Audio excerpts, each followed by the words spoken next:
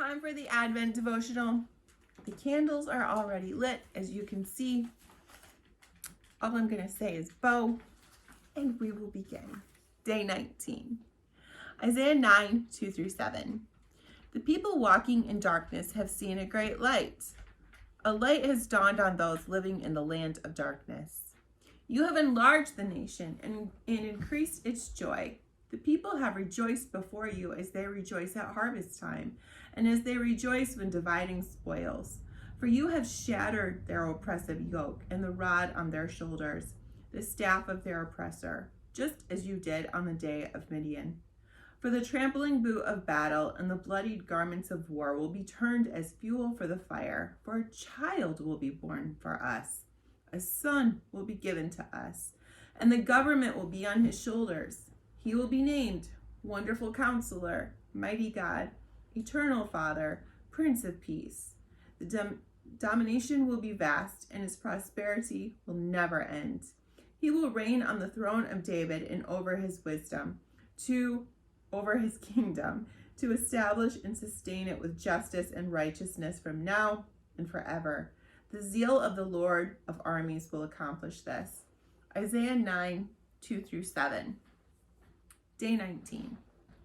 When I was young, my parents heated their home entirely by wood. During the summer, my dad would have family bonding time, and we kids would head out in the woods to load up the pieces of wood my dad would cut up for us. My dad is masterful at loading that wood up in the truck bed. If we even dared to suggest that the truck was full enough and could we please go home and have chocolate chip cookies now, Dad would find some spot in the bed of that truck that could fit a whole other cut-up tree, or so it seemed to us. We'd come home exhausted and ready to be done for the day, but we had really only just begun. Next, we would throw the wood into the basement of the house. Once it was tossed into the wood room, we would have to go down into the wood room and make room for more wood. It was an exhausting process that took an entire day, actually a lot of days. But my mom did keep us well fed with cookies. Then, in the dead of winter, we would not have to go out in the dark night and find wood.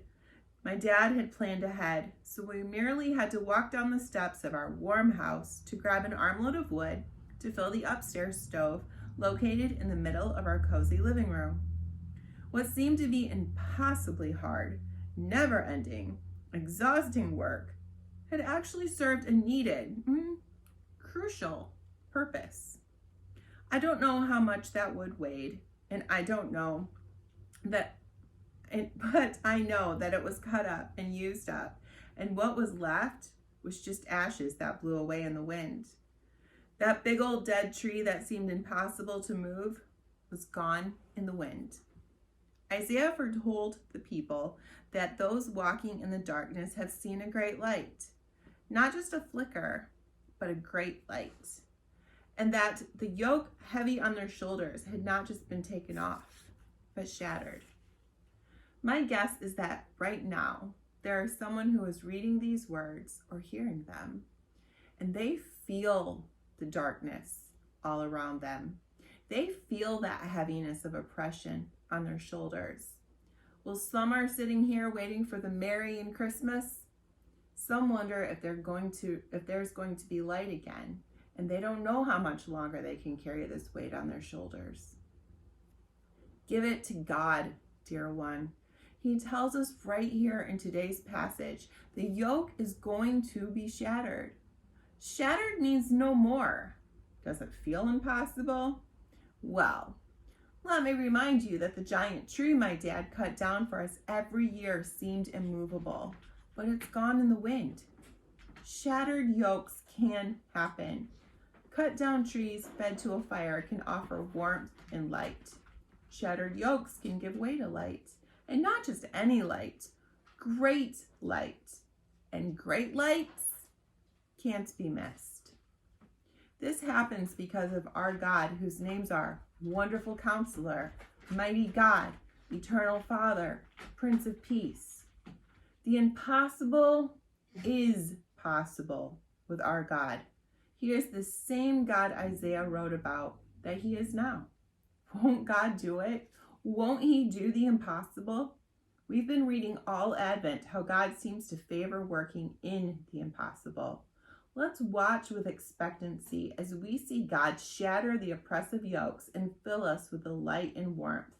More light and warmth than all the firewood that we ever used to warm us on those dark winter nights when I was a child. Prayer. God, you see the dark around us. You feel the heavy yoke upon us. Show us how you are the wonderful Counselor, the mighty God, the eternal Father, and Prince of Peace. God, we are giving you these yokes to shatter. Please fill us instead with your light.